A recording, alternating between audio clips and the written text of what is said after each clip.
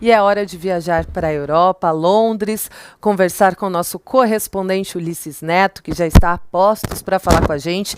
Isso porque a União Europeia reconheceu que falhou no início da pandemia e não deu, né, Ulisses, a assistência necessária à Itália, que sofreu demais nessa pandemia. Bom dia para você.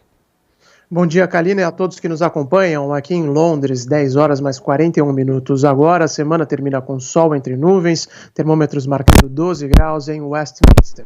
Ontem, o governo britânico confirmou mais 3 semanas de quarentena por aqui, só que a indicação é de que o confinamento vai mais longe ainda, pelo menos até meados de junho, segundo o ministro do Exterior, Dominic Raab, que está liderando o governo na ausência de Boris Johnson.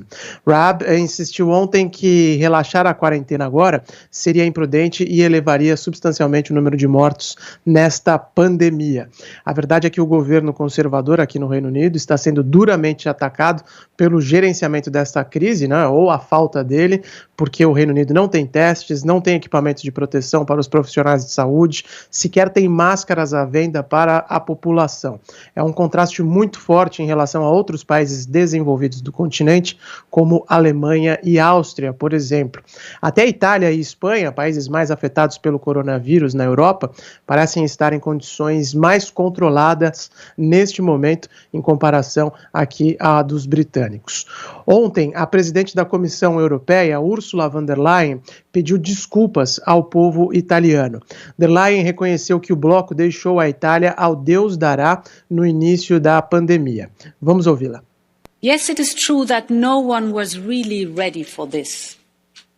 It is also true that too many were not there on time when Italy needed a helping hand at the very beginning.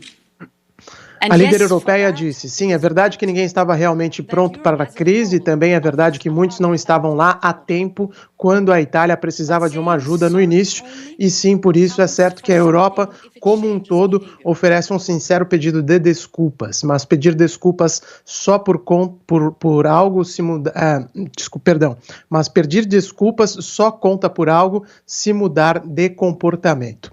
Para colocar esse pedido de desculpas em perspectiva, quando a crise estourou, a Itália solicitou ajuda para o bloco e nenhum país se manifestou. Pelo contrário, né, a França e a Alemanha proibiram a exportação de suprimentos hospitalares, deixando os italianos completamente na mão.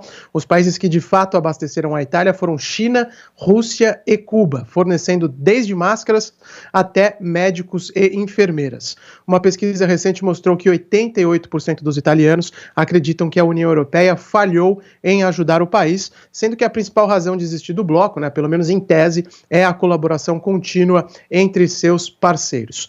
Mas a Alemanha, que é sócia fundadora da União Europeia, com recursos sobrando para combater essa crise, foi uma das primeiras nações a fechar as suas fronteiras. Dentro desse contexto todo, é importante a gente lembrar que a Itália vive, né, um processo de crescimento sustentado do nacionalismo, também da extrema-direita, e é claro que eles vão fazer o possível para tirar proveito político dessa situação depois que a pandemia passar, porque, como a própria líder da Comissão Europeia disse, o bloco realmente deixou os italianos na mão.